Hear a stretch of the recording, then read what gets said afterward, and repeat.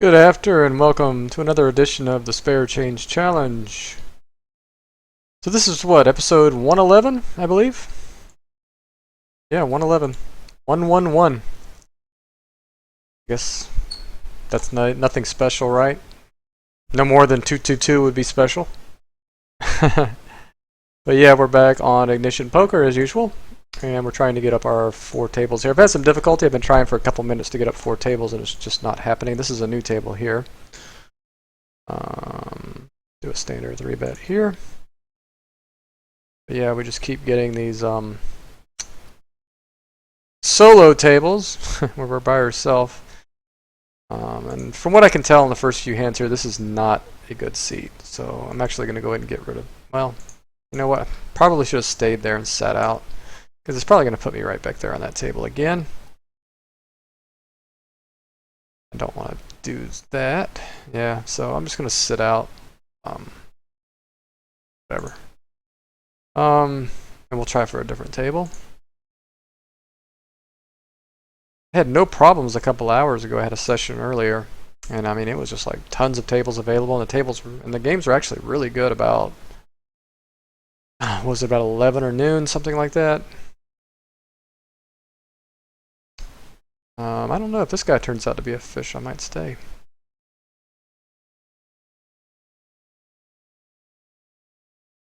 Okay, so we'll just play what we got, and hopefully we'll get some more tables up in a bit. Certainly just going to go ahead and take whatever the site gives us. Yeah, this I might actually stay here now. Short stack, short stack, short stack, short stack. Even though this guy might not be a fish. He didn't seem to be a fish in the first 4 hands or whatever we played, so take that with some caution there. But yeah, this is promising otherwise. Oh, I get to play now. Okay, cool. Post, post, post. That would mean this is a great table, right? Post? Post? Nice. This is a really good sign that this is an awesome table when people are posting under the gun and in the hijack. I don't know, is that like a common practice live, is just go ahead and post? Maybe I misunderstood a guy, but I heard somebody talking recently that some casinos require you to post. Is that accurate? That's actually kind of crazy because it's such a, in my opinion, minus. Well, I don't know if it's my opinion. I think mathematically it's a minus EV thing to do. To just throw $1 in for a random hand when you could just wait 3 or 4 hands, right? You're basically. Why would you want to pay the big blind twice in 1 revolution? That's a shit ton of money long term, you know? You do it every time. I have a gut shot, but it's dirty, so just not even think about that one. There are some instances we could call in a similar situation for a min bet or whatever that was. A min bet, right? Okay, so we got 4 games now. This guy's got a lot of money. Shorter guy here, of course, this is a big pot. This guy, man, if this guy turns out to be a fish or maniac, this is going to be an awesome table. This one probably looks like a reg table from what I can see, but yeah, we'll just play them. We'll leave tables if necessary. If hopefully this guy's a fish, that would be awesome. You like seeing fish with lots of money because they just call off shoves very light once they get deep. These 300, 400. I saw a guy with 700, or was it 780 or something yesterday? Nearly $800 on the table. And when somebody has that much money, they'll tend to just call short stack shoves. They just have this invincibility feeling generally. It's like, not necessarily always, but I think that is like a psychological tendency when people get. Yeah, this is an expected 3-bet. So, I mean, I have the perfect hand to play back at him. I just don't have a strong enough read right now. And I definitely don't have the right price to call unless I just. I mean, yeah, it's just too much. $5? I can call here sometimes. But I just don't have a strong enough read to do that because this hand flops so well. I got to be willing to. He's got to be. His range has to be wide enough there that he's gonna air. He's gonna flop air a lot, and I can just shove over c-bets, or if he checks, just bet big and commit with overs or get shots or whatever. But he does have a pretty wide range of like, I don't know, 25% for me to do that. And I'd vacuum, I mean, not likely to be that wide. It's possible, but not likely. Not likely enough that I could just do it there, right? So that's kind of the beauty of min raising, is it's not that big of a mistake just to fold, right? This does not look like a great table, but maybe it could be okay because this guy's got 3 buy-ins on the table. Definitely not leaving this table yet. We have 2 empty seats that fish could definitely fill in here in a little bit. So yeah. So I played earlier for an hour and I ran really good, at least good in a few hands. I lost a flip early on, and then I think I started out down a couple buy-ins, but then I want to triple up in a spot that I think it was like a I had 8-7 suited, and I limped the button behind a fish, and there was another fish in the blind, so that's why I did it. Turns out the fish to my left had $3. So he shoves, and then the reg to his left ISOs, but he min ISOs to $5. So, and then we got one call here, and then this guy calls. So it was going to be four-way without the guy already all in. So I was getting like $3 to win 17 already in the pot or something like that. I don't remember the exact numbers, but it was at least 4-1, probably like 5-1. It was good enough for me to call at the time, I thought, with 8-7 of hearts. So the flop was ace-8 deuce with 2 hearts, and I had a pair and a flush draw, and I basically had an SPR of 1, so the hand played itself. This guy leads out for $20, basically putting me all in. I think he bet almost my exact stack. And then the next guy calls, and I shove for my last. Well, I just go all in. I mean, it was basically a call to go all in, right? So I'm all in. So it's 3-way all in, and the turn is kind of a blank, and then the river is. This is gonna be really sick if this guy is 8-9. Trying to think, are there any hands that I can? Is he gonna bluff if I check here? Got some sets and 2 pairs in his range. I think I have to bet. I'm just trying to think. Could I induce with a 650 here sometimes? And I'm thinking he just has like a 7 a lot, and maybe 9s, or not 9s because he probably raises there, but like an 8 that maybe made a pair on the river, like Queen 8 or something like that. So I have to bet. I don't think jamming, overbet jamming that's not a good spot for that. Because I think he raises 2 pair or set, so he's never going to be that strong. So I think if he's got 2 pair, it's probably a river to turn, and he's probably scared now. So he may not call there. And that would be kind of like a very small percentage of his range. So I think just a smaller bet size is better. But that being said, now that I've talked about that, we can look at what he had. Okay, so he had a gut shot and 2 overs, and he hit a queen. So whether he calls a bigger bet than that is, who knows? I mean, he could. What are we gonna do here? $5. If we get call, we can just pretty much shove any flop, right? Whereas $4, that might not be the case. Okay, this is a good. Well, I wouldn't say this is a great situation, but it's always good to just get all in with aces. Although it kind of kills all the fish are out, but at least I'm getting all in, right? I'm not just getting everybody to fold, which is like worst case scenario there, right? So we'll definitely take the sure all in versus some kind of crap like, you know, just one person calls and then folds the flop. I mean, obviously it's much better to just get all in when you can. So that's a good spot. So I mean, I can't blame him for doing that with 10s because I'll definitely be doing that lighter than that. At least perception-wise, I will be. So this is just a check fold here. So it's good to win our first all in and win another medium-sized pot here. This guy's a fish, I guess. Oh, is there any other reason to stay on this table? Maybe not with 42 big blinds. Definitely gonna open this though with this guy in the big small blind. Other than that, I'm just having a normal weekend day. I mowed the grass this morning. I hate it when guys do this, because if this is light, this is a really bad play on his part. He should be flatting here if he had a really strong hand, even, to keep this guy in the pot. The only hand he really should be doing this with. He shouldn't be bluffing here very often, because he's just blowing this guy out of the water. But whatever. Yeah. If he has aces, he should be betting smaller than that. Keep the guy in. Gonna go on the larger side. So that's a polarizing raise by him.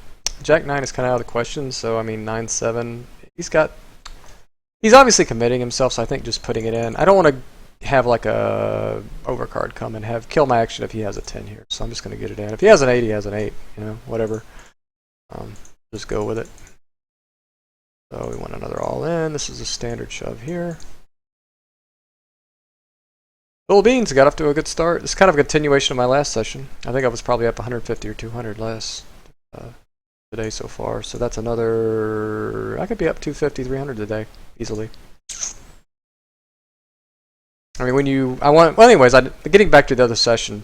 I don't know. I mean, the other hand earlier in the session. Yeah, this guy's set out, so I'm just gonna leave. Another one.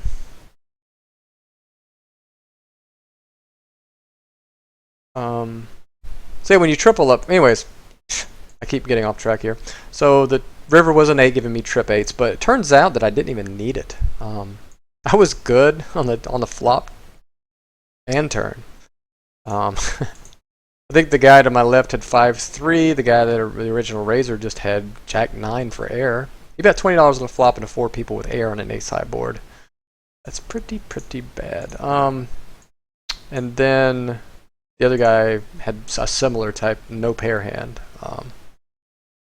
So, yeah. Well, that sucks. The old donk fold on an ace high board, that's pretty weak sauce. Pretty weird for him to do that. I can't just call there on that board.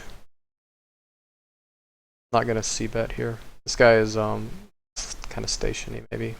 I could bet 2 to protect here, though.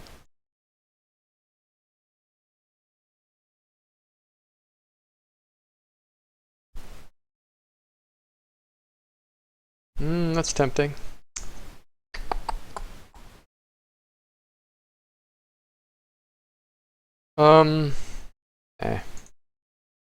My image is kind of shot to be opening that. I'm gonna get 3-bet a lot there. Probably not terrible. I do have a lot of implied odds.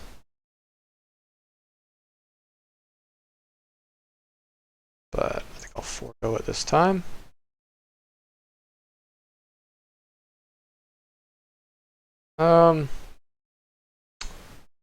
Guess I'll try this table. Got a couple less than 100 stacks. They are to my left, but it was better than the other one that popped up. I don't know about this one. Good call here for sure. Thinking about it. 4-way, possibly more by the time. 4-1. Yeah, I think that might be plus EV. It's at least break even, I think, but probably gonna win me a couple bucks when I call here. I think it's worthwhile. You know what? I was just talking to a friend earlier. I have not hit any sets that I can remember in this spot. You guys remember any sets that I've hit on flops that were in this type of situation where I just know I'm going to get paid? The sets that I've hit have been all-ins or where I'm the open raiser in a high c-bet success spot or something like that. I haven't really hit set in those lucrative multi-way or low SPR spots. So, I mean, it's obviously shit happens, right? You can't make your living on that anyway. But it is kind of curiously, during this entire challenge, it's been curiously, the flops have curiously been vacant in that spot as far as sets go. I definitely feel like I'm running way under expectation when it comes to that situation. And that's such a hugely lucrative spot. And you're supposed to happen, you know, a couple times at least well, I would say at least one time every 2 or 3 hours. Right?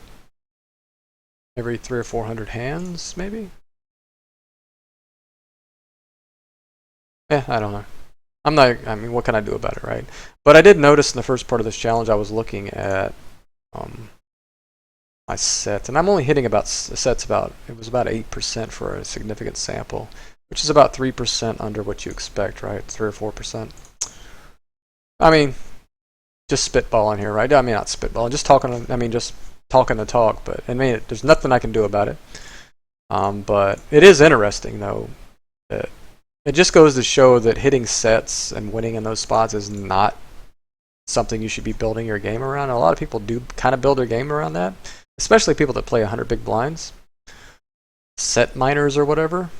That's why that's such a losing strategy, because here I am, I'm running 15 or 16 big blinds for 100 for the challenge, EV-wise anyway. And I'm hitting like under my share of sets.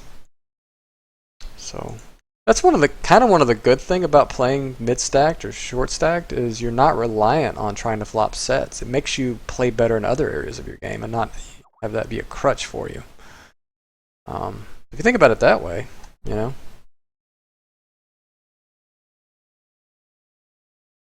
Give me 1 second.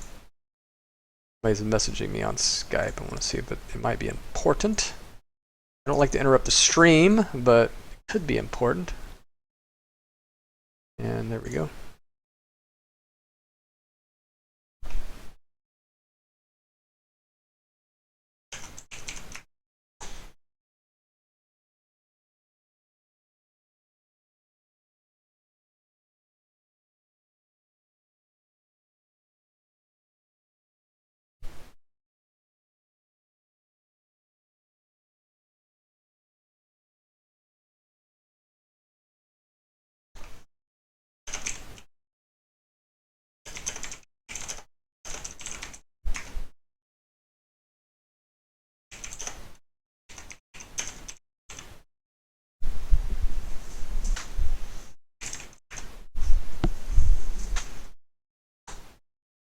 Not going to c-bet this. This is an okay table. This one I don't know. Don't know. Yeah.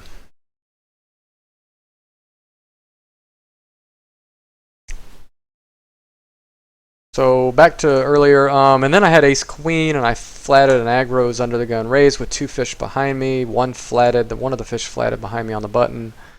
I think we ended up going the flop 4-way again.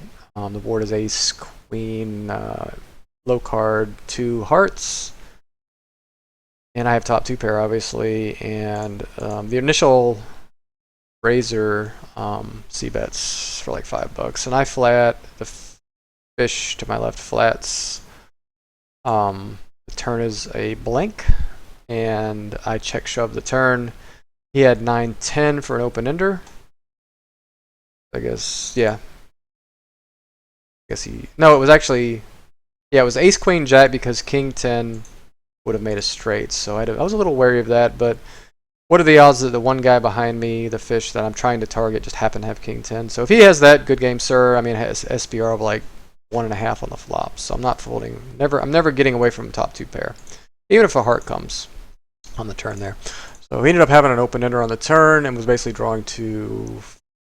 I had an ace. Wait, he needed a king or a. Okay, yeah, he did. He had 8 outs. So, anyways, I had 83% equity or whatever on the turns, so.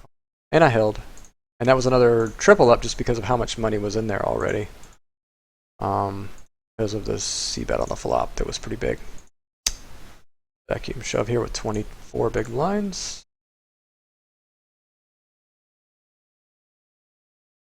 Way ahead, way behind situation here. Or tying a lot. Now we're just playing, our kicker doesn't play here, so we're just call here. Trying to get action from a queen here. I can definitely get value from a queen, I think, for $3.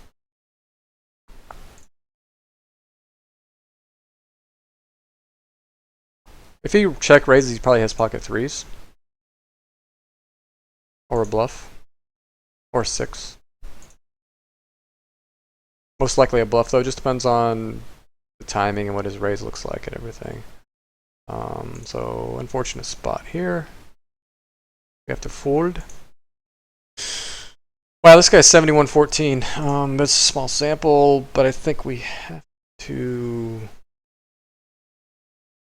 King Queen suited is just too strong. I think we fold King Queen offsuit there, though. But the extra 3% I think makes the difference. Being four-way, I mean, it's a really lucrative spot for our King Queen suited, I think, versus this guy's perceived range. I think he's just going to have a lot of mid pairs here that when he's this tight. And of course high pairs too. But I have blockers against those, so I imagine he has like 7s plus here. And of course ace king, ace queen, which we have blockers against as well. So that's why I think it's more mid pairs like 9s here. Like this looks like a bet with 9s, really, or 7s. This could be anything. This could definitely be jacks or queens here that he was slow playing, hoping I would shove over or something. Definitely possible. This is 10x or a draw probably most of the time. Yeah, so he's now winning with that part of his range, with the 10 part. We're going to find a different table here. There's a fish, but he's 2 to my left. We're going to see if maybe we can do better. I have a feeling the games are pretty good right now. So, interested to see if there's a showdown here. This is either a bluff or a 10, or like pocket 8s or deuces. Not as likely because he probably raises those flop with 2 spades out there and an 8, a 10.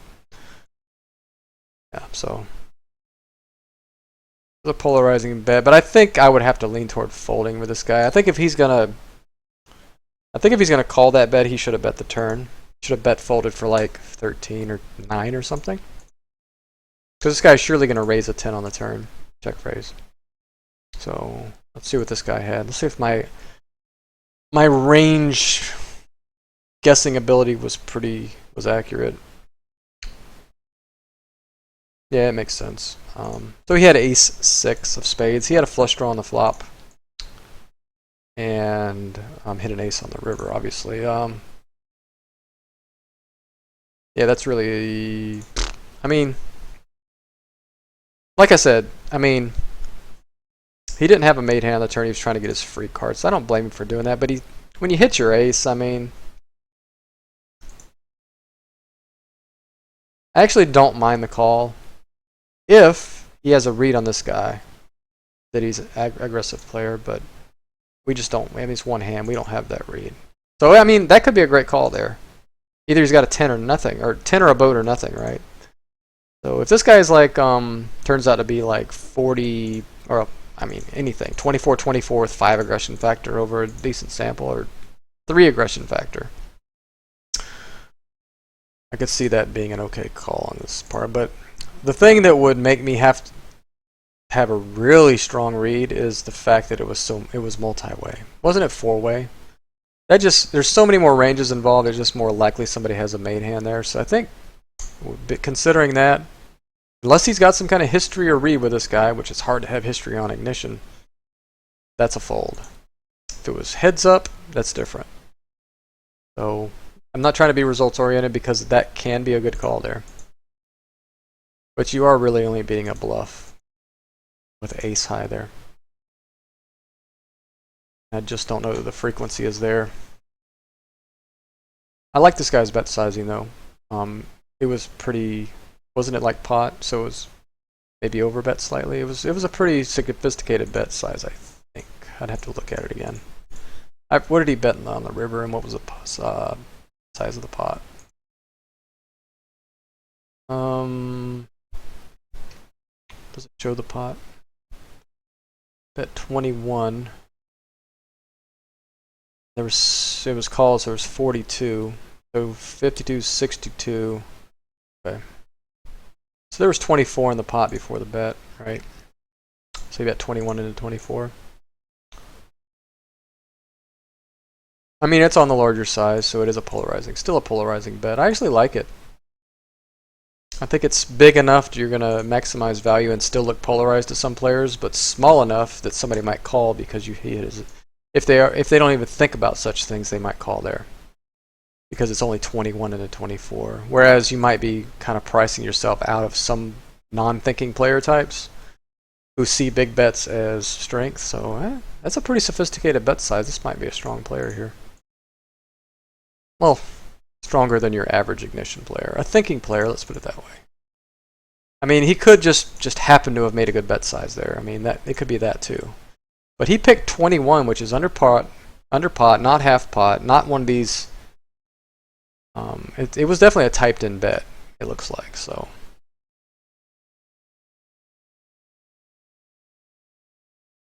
And he was playing 10-9 suited clubs. Too bad it couldn't come a flush. I had him dominated that in that regard. Yeah. Cool.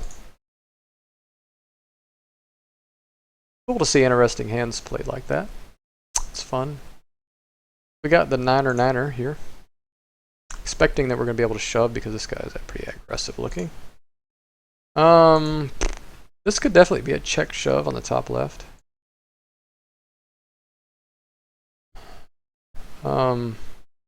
Yeah.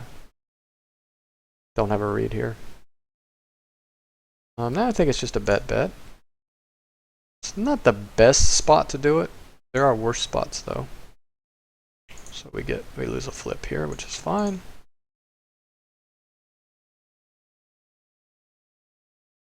We could definitely have a 10 in our range here. Yeah. So we definitely have to continue our bluff, and I think the value we type bet would be like 550. I just want to make it look like a value bet. I'm taking too long. God, I'm just gonna bet because I'm taking too long. The longer you take, the more people tend to call. He could definitely have a 10 in his range too. But he's also got busted draws, got shots, 8x, pocket sixes, you know, that type of hand too. And that's what I'm trying to get him off of here. And I think a little bit bigger bet size does it. Or he could just have trips and just slow roll me too, you know. What is he doing? Why is he not raising it? Now that's timid. So we're just going to check shove and make this hand play easier. Bottom left. So you can see I can check shove really weakish type drawing hands, and I can check shove really strong top pairs too. So if you're into the old balancing thing, well, there you go.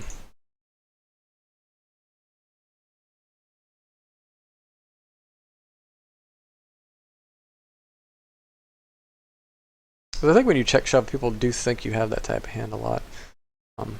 So that was the strength of that. Imagine the strength of that move that I made up here. Now the guy's got 10x, 10 deuce. A lot of players bet when you check to them blind versus blind. I think with a great frequency somebody's going to bet. He just happened to check back.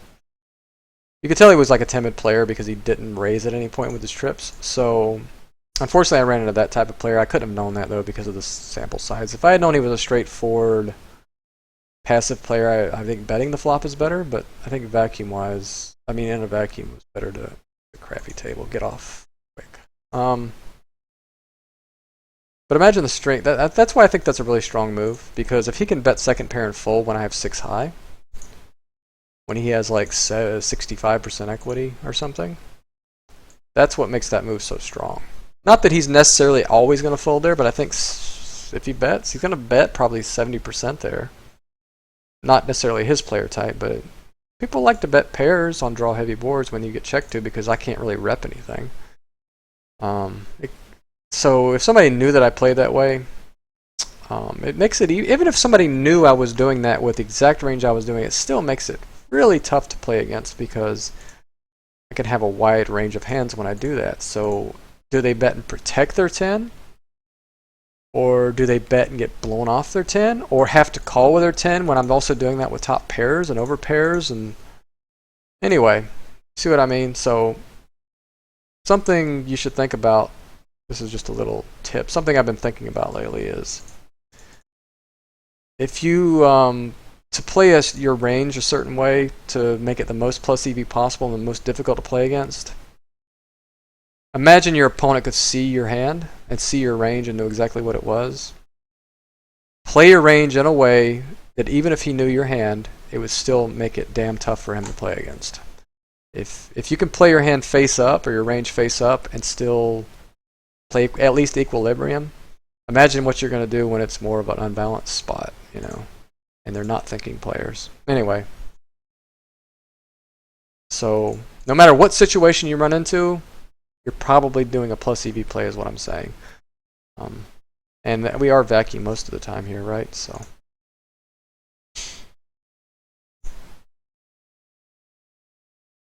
Anyway, I hope that's clear. If not, I don't even know if it's clear to me. It's just something I've been thinking about. It's really hard to apply in an environment like this, but I think it's still good to think about your hands that way. It's not really to balance, but it's to strengthen the way you overall play your hands, even in a vacuum.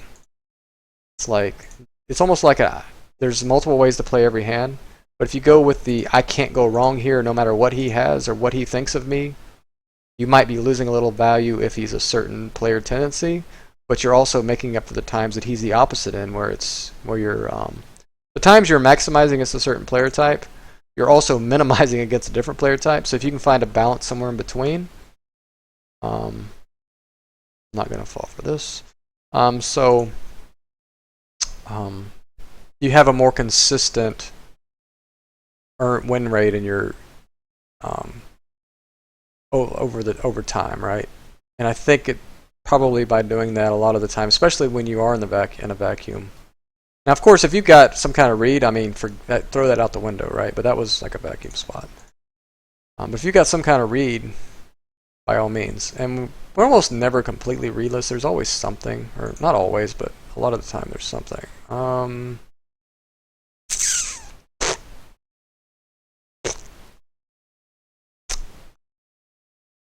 almost wide enough to shove here.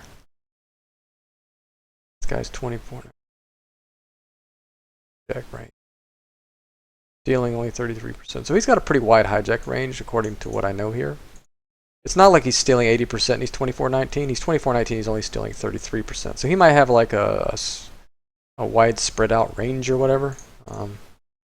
Yeah, if that makes any freaking sense, which it may or may not. So if that's the case, I mean, I can shove wider, especially when I only have 15 big blinds. So it worked out, we won the flip. Cool beans.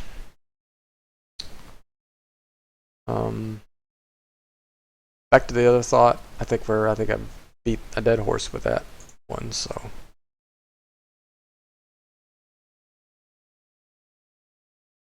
Okay.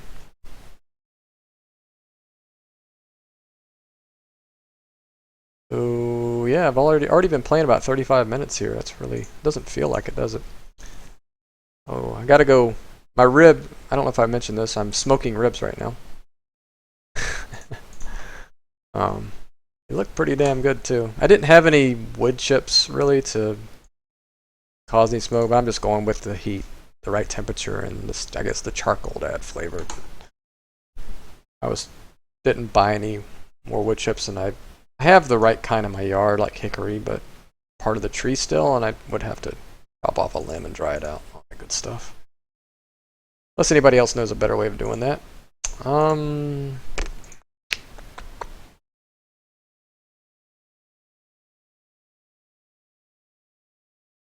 Type of board you'll get check raised a lot on. Like a lot of hands that have gut shots might raise here, and there's a lot of 10x hands out there too. So. We need another table here. This one's not a good one, I don't think.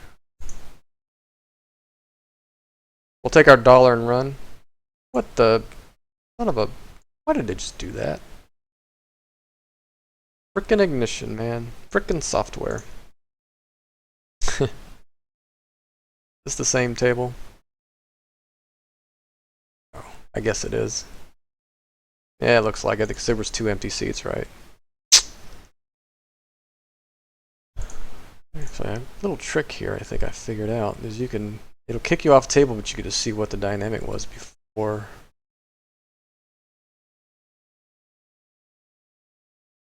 so weird. I swore that was this table. Eh, could be.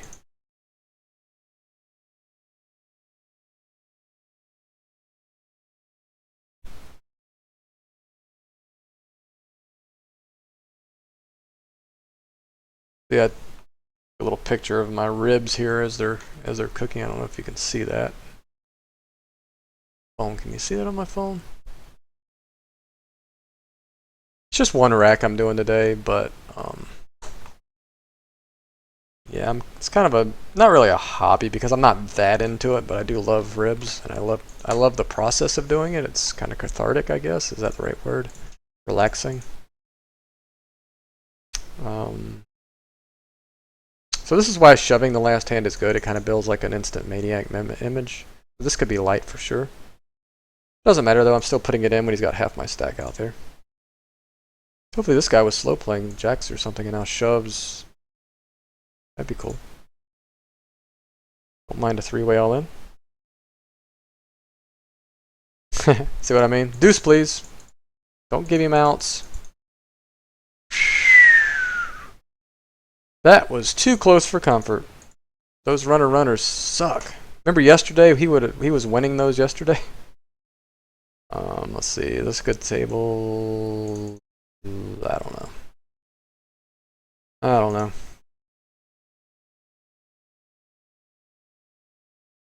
So yeah, love the ribs. And normally I do 2 racks at once, then I have some leftovers, but kind of stay on my diet, and it's just too tempting during the week to eat those frickin' things. They're not exactly health food. Very calorie intensive. Is that the right word? They're damn good.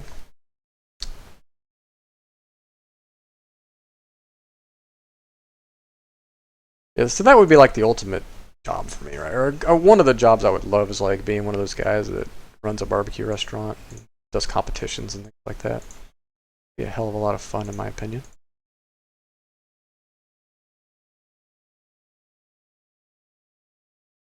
Who knows? Maybe I'll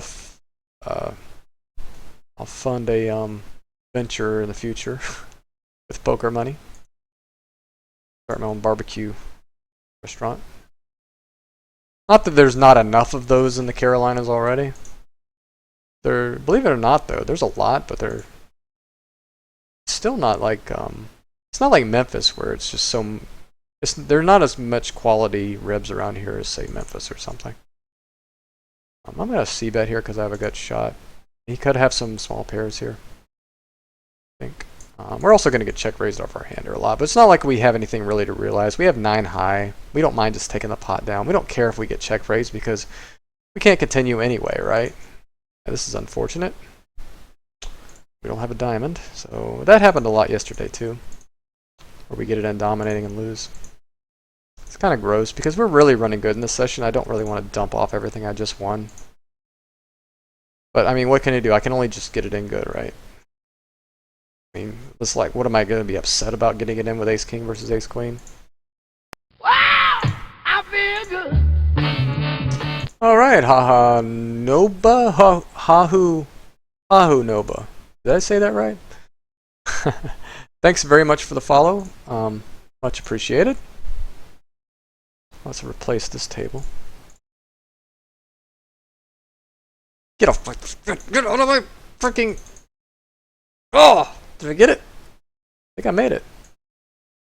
I hate it when that happens. For some reason it likes to pop up the table right here. I think I know how to stop it from doing that, and that's hover my mouse on my left monitor longer. But I always forget. Because whatever table your mouse is, or whatever monitor your mouse is on, that's where the table will pop up. It's annoying when it hovers over this slot. And then you try to move it, and sometimes your mouse will just attach to it, and you can't let go. I think I just make it 10 twice in a row.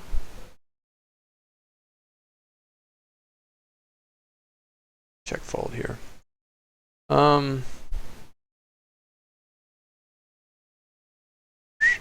Yep, he did. Okay, we'll be wary of that. Could be possible aggro maniac We'll belay that until we see a showdown or him doing it like every single hand. Can't check full. I could have the best hand here.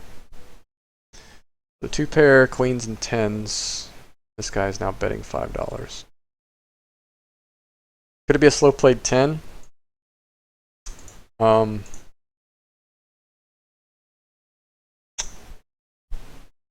This doesn't really make any sense, does it? What is he betting? Betting into 2 people too. Heads up, I probably call this. Doesn't he bet a queen on the turn? Or a 10 on the turn? So this is either pocket 6s. Well, no, he wouldn't do it with that, would he? I guess he might. I mean, could this be like jacks? He didn't 3-bet. I mean, what do I have my initial raise invested? I'm just gonna fold. Going to call here. I could shove here, I think, but I think this fish in the blind makes it more of a call.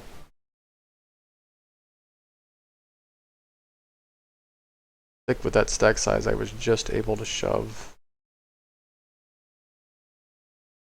Hopefully this guy has ace queen again and we get a rematch. This one plays itself.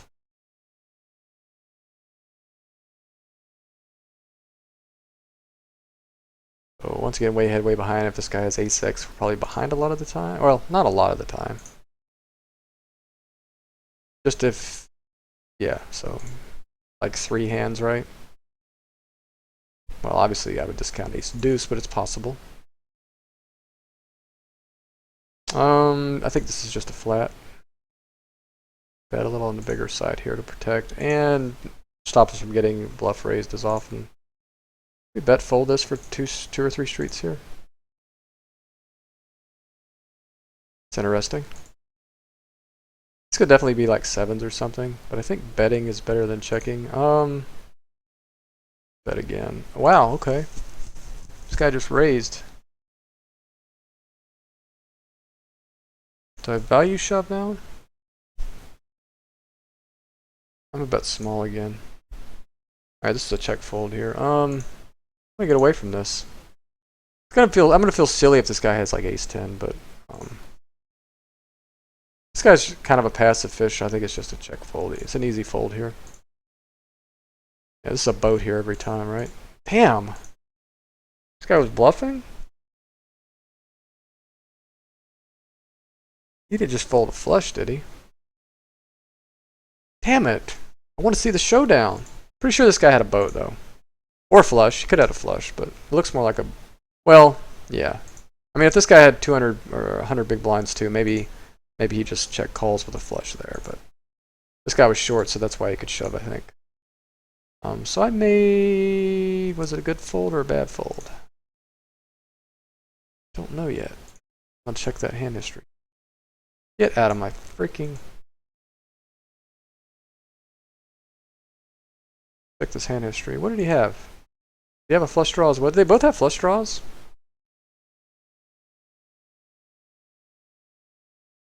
They both had flush draws. That's kind of crazy, isn't it? Luckily it got there, so I didn't make a bad fold in hindsight. Always good when you make an incorrect fold and you would have lost your stack, and it's pretty awesome.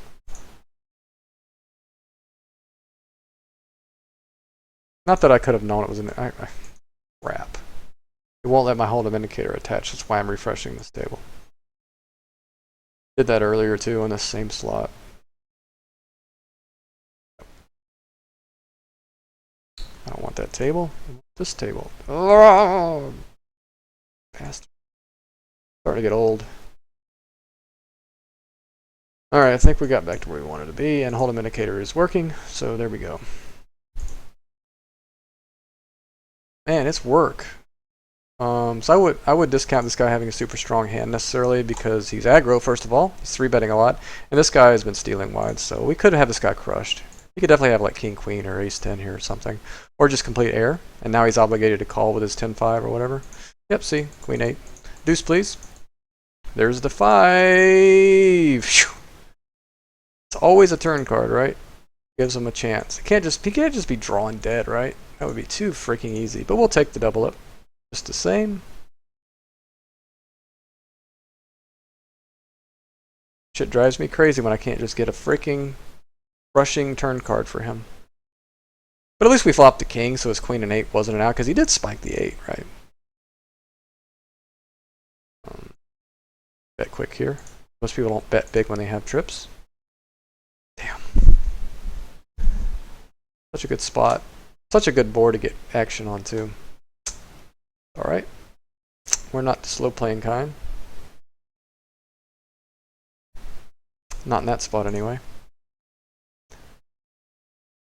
We got about 15 minutes left in this stream. I gotta check my clock here. I keep saying watch, but I haven't had a watch in years. This guy bluffed last time it checked to him. Yet. Well, I guess we're stuck in just call mode now. Arg. Oh, Nutter Butters. That's pretty damn awesome. We got there. It's gonna be... There's so many hands that can call here. It's hard for us to have a flush, right? We didn't bet the flop. Damn, there's so many 2 pairs there. I guess I should have bet $6, but son of a biscuit eater. That's exactly a good spot for me to talk about what I was talking about last time. Give me a second here. But think about it. Maybe not so much in that spot, but if you think about overall ranges and how they connect to that board, and the fact that they're both fish. Most people, when they see a flush come, they're not thinking about my range not having that many flushes because they didn't bet the flop. They're thinking about it's a flush, right? So if I think about it that way, I need to get value from their top pairs, right? And they may not even call. They're probably calling with 2 pair, but not necessarily. Gotta slow play that board. Gotta slow play that board.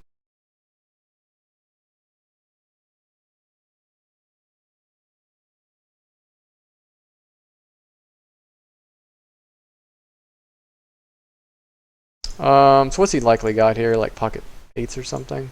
If he has a king or pocket 3s or 7s, the money's going anyway, so I might as well bet small. Back and take my free card here. Wonder what he could have had there. Probably like a 3, a 7, or pocket 8s or something. Can I value shove this? Yeah, I can, obviously. Obviously there's 6x. There's hands besides boats in his range. Call me. What did this guy have over here?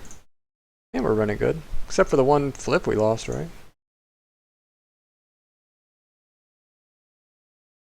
He had ace. He had an ace. Okay, so maybe we did lose a little bit of value, but maybe not. But this is the tilt 3-bet, right? It's all going to depend on if somebody else comes along and what our price is here. Probably going to be a fold. Probably.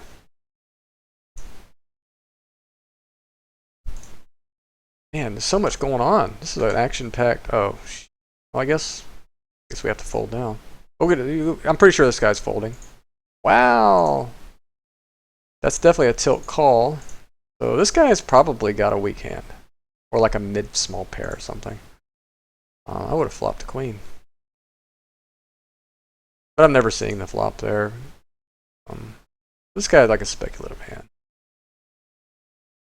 Well, obviously he didn't have. Probably not going anywhere with 9s there, so probably like a small pair or like some kind of king high or something.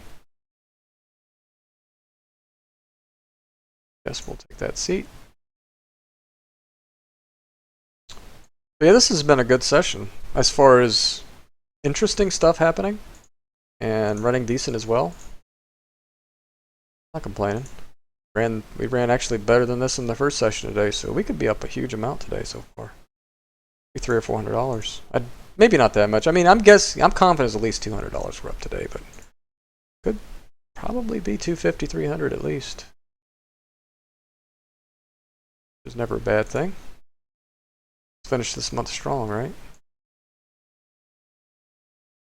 Do I have how much time on my timer? 30 minutes. 30 minutes left on the ribs. Probably need to flip them around one time, but I can do that in 10 minutes. For the last 20 or 30 minutes of the cook time. My wife's still sitting out there talking. She's supposed to have gone to the store to get hot dog or hamburgers and hot dog buns and shit, but apparently that's not happening. So we'll probably have a late dinner then. We eat dinner early because we have small kids, so they go to bed at like 7. So and difficult to get value from trip jacks here.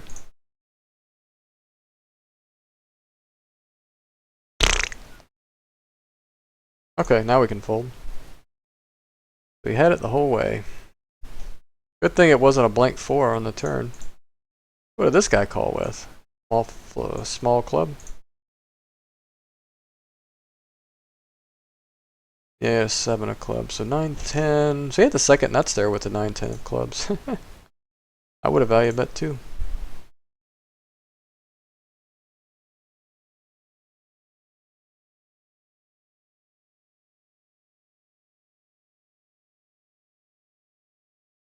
Guy's 86.43. If this guy calls, we're shipping. Well, we're shipping anyway. Just way too wide. We're gonna realize some equity here. And oh shit. Probably a call spot here. That doesn't hurt our feelings. What can we get? What does his range look like here? We need a king. We need a king. We don't get a king. That's pretty unfortunate. Gonna happen sometimes. Can we get value from a deuce? Okay, bet 4. Probably not got much most of the time. We're not gonna play 3-handed here. I'd like to be this guy's left if we are. So it might be irrelevant, I don't know. It's kind of short stacked anyways. Probably not worth it. Gotta bet this. Can't. Not really a good candidate for raising the turn. Same freaking seat. Try again. Wow, okay. It's an interesting call. Doesn't necessarily mean we're behind here.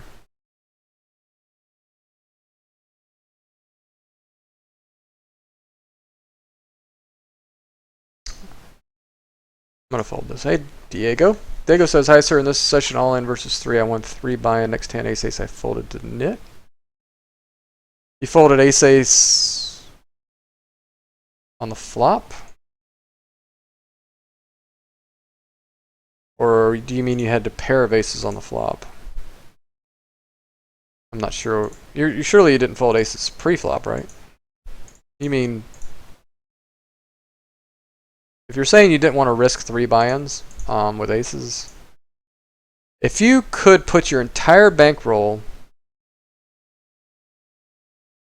on the table with aces, you should do it. Because 80% of the time you're going to double your bankroll. That is a good bet. I'm saying even if your bankroll's like, well, okay. Maybe you would put 30 grand on the table. This is an easy fold here. I mean, I bet small on the small side there, but if I'm going to fold to, if I'm going to call a raise there, I probably should be checking back. Not inducing with a weaker one pair hand like I had. I could bet a little bigger there, but I think I'm trying to get value from second pairs, and he's not likely to do that with second pairs.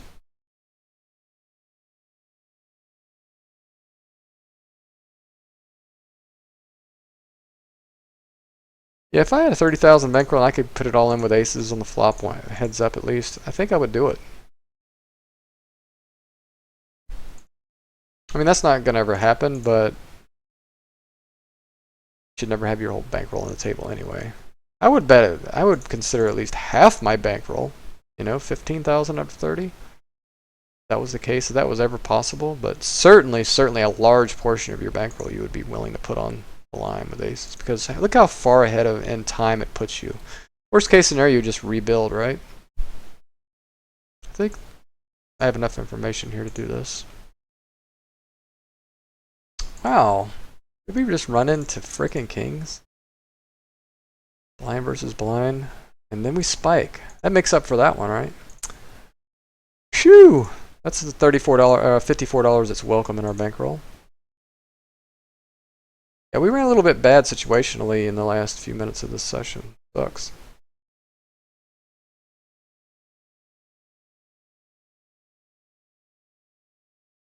Yeah, the only time you can ever fold aces pre-flop is in a what do you call it? A satellite, and you're already assured a spot. And a double or nothing, you could as well if you're already pretty much assured to win. And we have a pot size bet left, and we improve here. So if he's got a flush, good hand, sir. We have to pile with an open-ended flush draw here. I mean, there's just no two ways about it. Sometimes he folds a 9, sometimes he folds a 5, sometimes he... Even if he has a 9 here, we're fine with the spot, because we're kind of like almost flipping on the turn. I can run that equity for you here in a second. If he has ace 9 here, we'll run that equity. Considering it's a 1 SPR there on the turn, it's a pretty easy shove. I didn't even need the flush draw, just the open-ended was enough for me.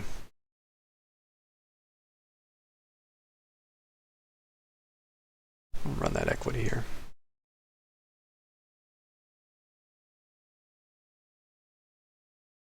I don't know what the exact suits were. I mean, this has got to get close enough. Well, actually, it does matter.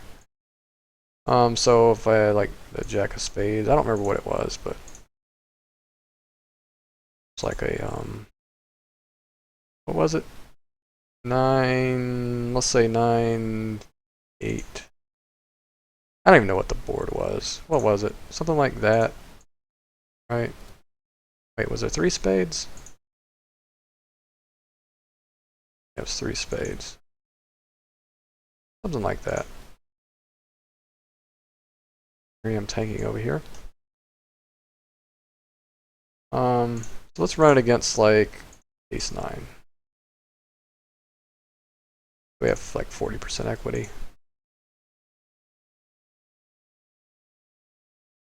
40% equity. We're basically almost flipping on the turn against top pair. That's pretty sweet. But if he had any kind of piece of the board at all there, it's a huge mistake for him to fold, is what I'm saying.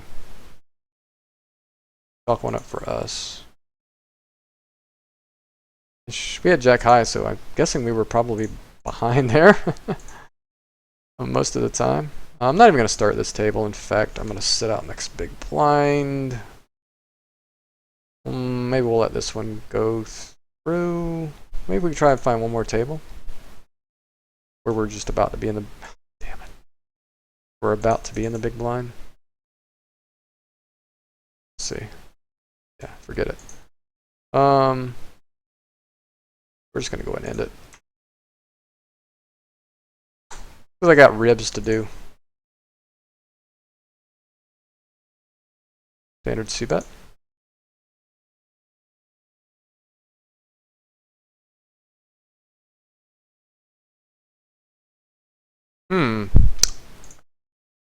Could have 8-9 here, right?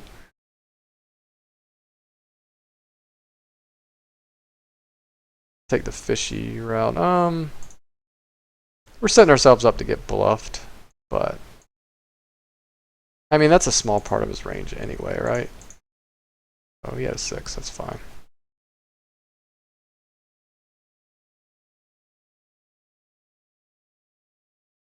That's fine.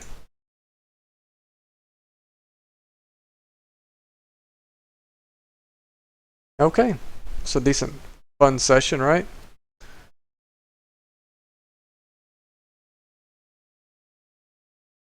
Thanks everybody for stopping by on a Saturday.